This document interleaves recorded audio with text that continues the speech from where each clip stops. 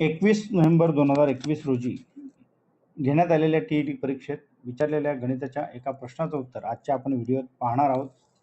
हा जो प्रश्न आहे हा स्कॉलरशिप परीक्षेसाठी सुद्धा खूप महत्त्वाचा आहे.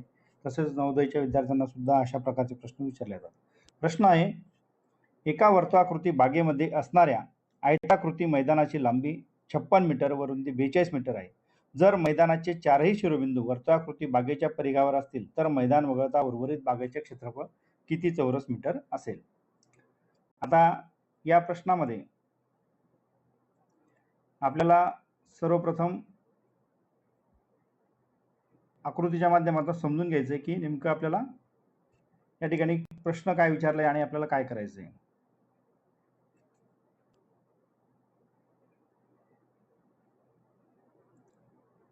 एक वर्तुळाकृती बाग आहे आणि या बागेमध्ये आयताकृती मैदान आहे ज्याची लांबी 56 मीटर आहे आणि रुंदी 42 मीटर आहे.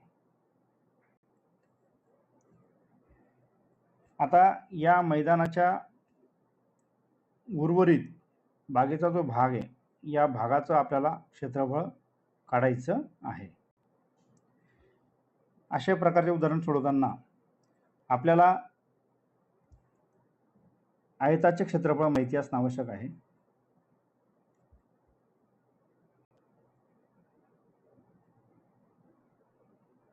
आयताचे क्षेत्रफळ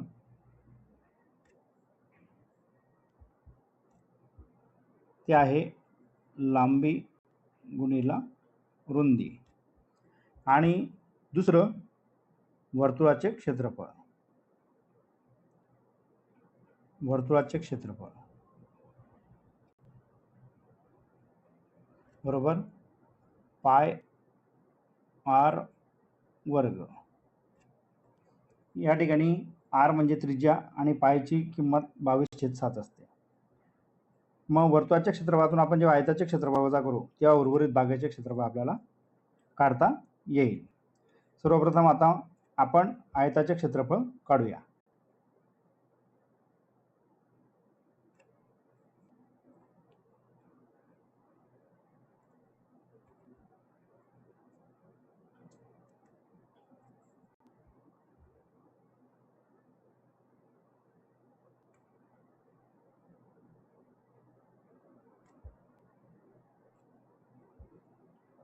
छप्पन गुणिला 42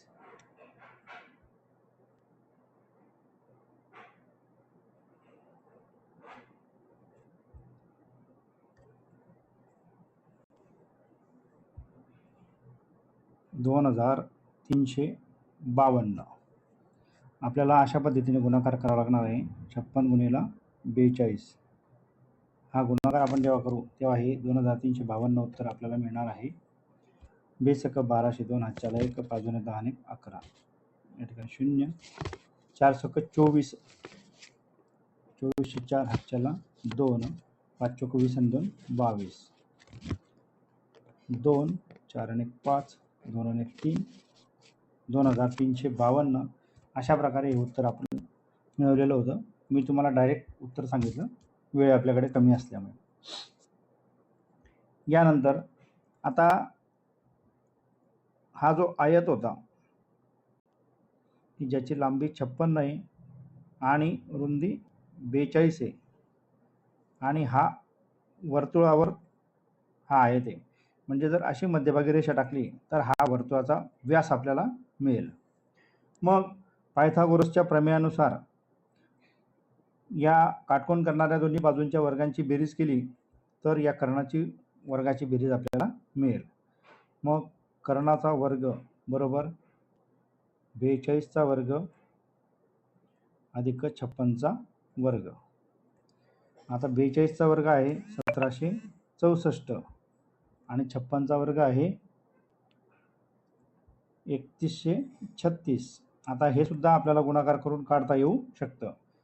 माझ्याकडे ती आकडेवारी रेडी असल्यामुळे कमी वेळेत आपल्याला हे समजावं यासाठी मी डायरेक्ट उदाहरण सोडवून दाखवतोय. 6 आणि 4 10 0 हाच्याला 1 6 आणि 9 1 10 0 7 आणि 8 1 9 4900 हा कर्णाचा वर्ग आला, म्हणजेच कर्णाची लांबी किती असणार आहे तर 70.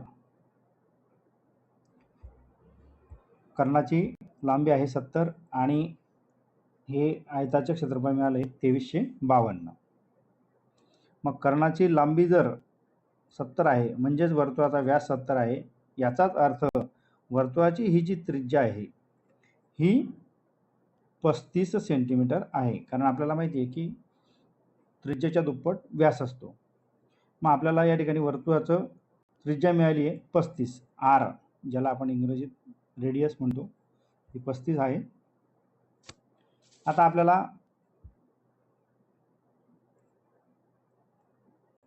आयताचं क्षेत्रफळ या ठिकाणी मी लिहून ठेवतो. 2352 मिळालेलं होतं, आपलं आर होतं 35.